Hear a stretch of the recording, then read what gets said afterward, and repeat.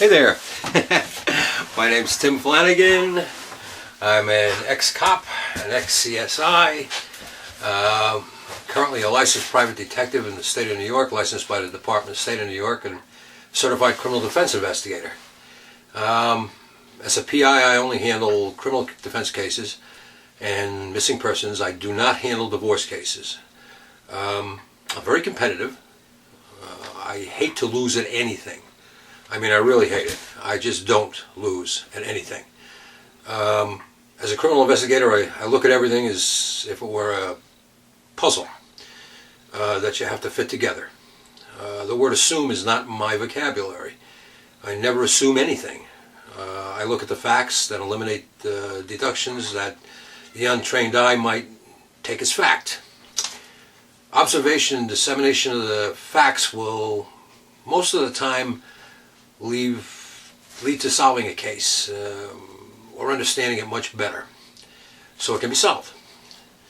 The other night I was watching the episode of CSI, for instance, and when I was watching it, I noticed that one of the scenes, the detectives and the CSI approached the individual and took his gun from him and then returned it to him. And my girlfriend was sitting there watching the episode, and she says to me, oh my God, he's going to kill Sarah. And I said, no, I don't think so. I said, I think something just occurred there. And when the actual scene came and he fired at her and it turned out to be blanks, she said, how did you know that? And I said, I don't know. I said, I just was thinking that if it were me in a situation like that, I would do something like that. And then she said to me, how would you know what type of gun he carries? And I said, because during a show it was mentioned that he was a legal permit holder. And you would know what type of gun the individual carries. Now, in real life that would not happen, obviously. It would be against the law. But again, observing, watching, trying to figure out exactly what's going to happen next. That's a secret in this business. And I've been doing it for a long time. When it comes to crime scenes, that word assume comes in. Because a body was found in the woods doesn't necessarily mean that that was the crime scene. All that means is a body was found in the woods. Now, what you have to do is you have to disseminate the crime scene. You have to take the facts, and facts are very important. You have to take the facts and put them together, and it could be the crime scene, but the crime scene itself could be 50 miles away or 20 miles away. So you have to get everything together, and you gotta figure it out the best you can. You have to turn around and what's the best word I can use? You have to actually, well, I'm trying to think of the best word I can use. You can actually turn around and take things, well, that's not the way I want to put it either. You have to disseminate the crime scene. You have to observe. You have to collect the facts. You have to understand exactly what happened. You have to eliminate certain individuals. You have to, there's so many things involved. Only the trained individual can actually do that. I have a couple of cute stories. One time I worked for a criminal defense investigator, a criminal defense attorney, and he asked me to investigate a murder. So I asked him exactly what had happened, and he said to me, he said, well, this guy went to a party and he was thrown out. He came back with a gun. He ended up calling the guy outside who was running the party, and went down the street following him, and then he shot him and killed him.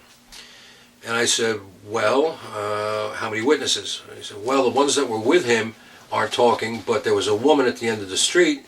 It was a cul-de-sac, and she apparently saw the whole thing from her window, and it's the prosecution's chief witness. So I said, okay.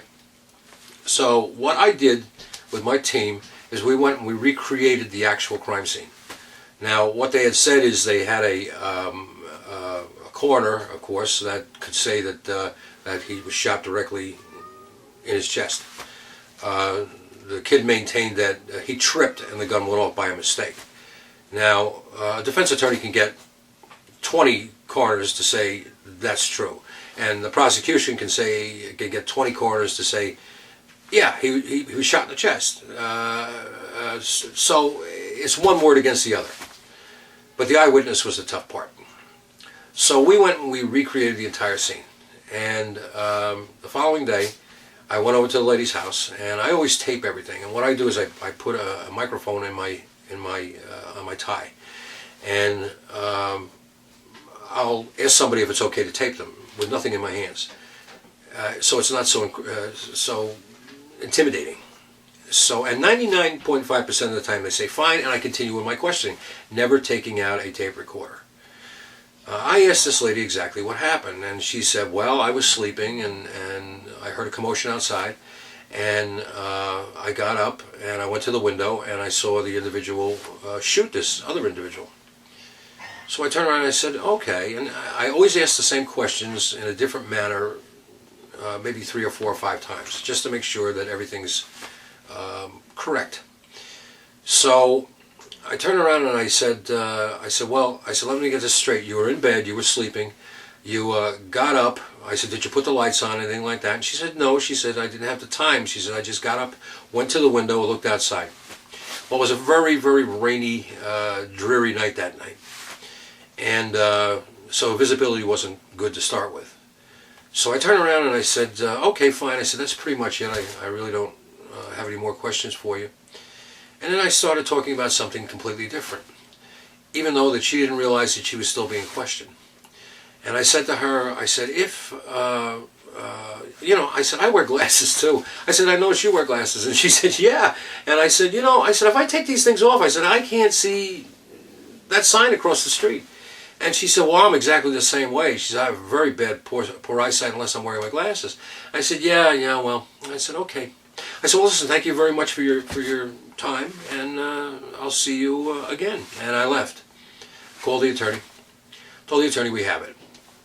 I said, you can be able to plea bargain it down, because their star witness is blind as a bat. Who wears their glasses to bed? If she had said she was reading or something like that, it would have been a whole different ball game. But she said she was sleeping. She got up and went directly to the window.